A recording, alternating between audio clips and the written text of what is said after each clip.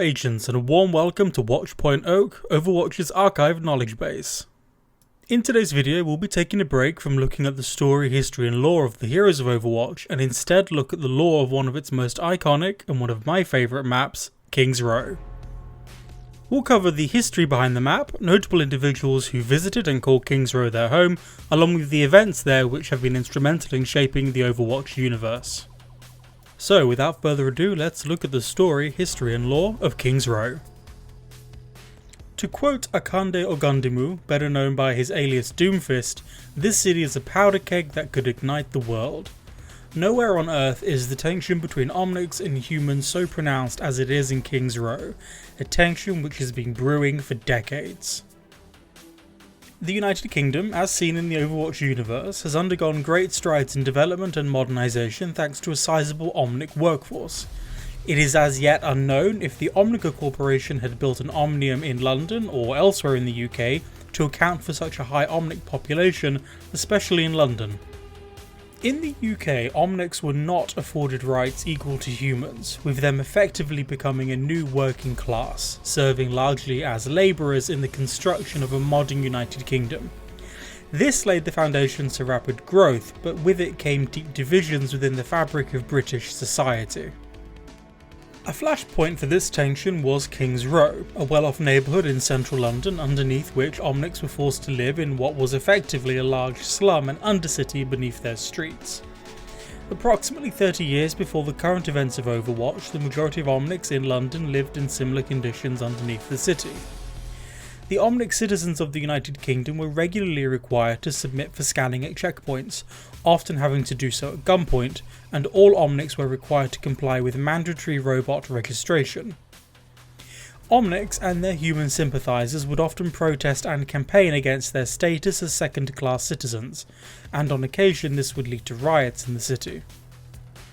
Approximately 7 years before the current events of Overwatch, Mayor for London Nanda and Tekhartha Mondatta, leader of the Shambali Order of Omnics, had managed to negotiate a peace accord to settle the division between humans and Omnics.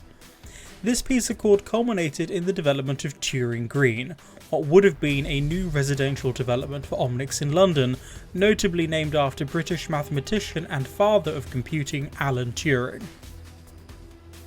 It was on the eve of these historic accords that Null Sector, an Omnic terrorist organisation, attacked the city and the groundbreaking ceremony, capturing Tekhartha Mondatta, Nanda and several hundred human and Omnic citizens. On the 27th day of the Uprising, the death toll in London was into the hundreds, with many thousands more injured and displaced.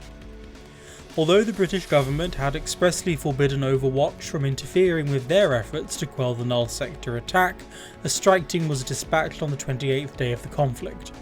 This strike team consisted of Tracer, along with Dr. Ziegler, Reinhard Wilhelm and Torbjorn Lindholm.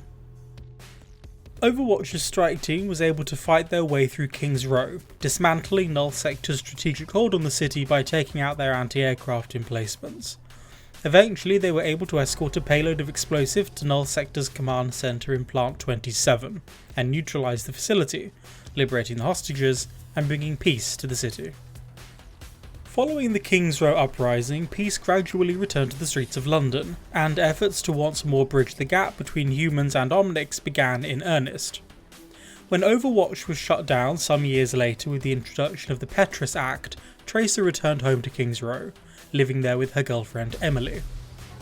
It wasn't long after Overwatch's recall that Tracer attended a gathering in King's Row to listen to a public address by Tekhartha Mondatta, the man responsible for helping to bring peace to London with his message of human and Omnic harmony and cooperation.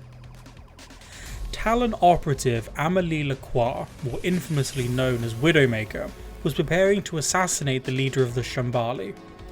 Though Tracer fought valiantly to stop Widowmaker, she was able to get off a fatal shot that killed Tekhartha Mondatta as he was being escorted to safety. Although Mondatta was killed, his death resulted only in public mourning and grief. His murder, in fact, helping to cement the peace he had worked so hard to achieve for London in life. It should also be noted at some point before the events of the current day that Junkrat and Roadhog visited the city. It would seem they stole the St. Edward's crown, the Sovereign's orb, and the Sovereign's sceptre from the Tower of London, and were subsequently chased through the streets of King's Row by the King's Row Constabulary, resulting in a considerable £25 million bounty. In the present day, King's Row continues to heal following decades of civil unrest and armed conflict.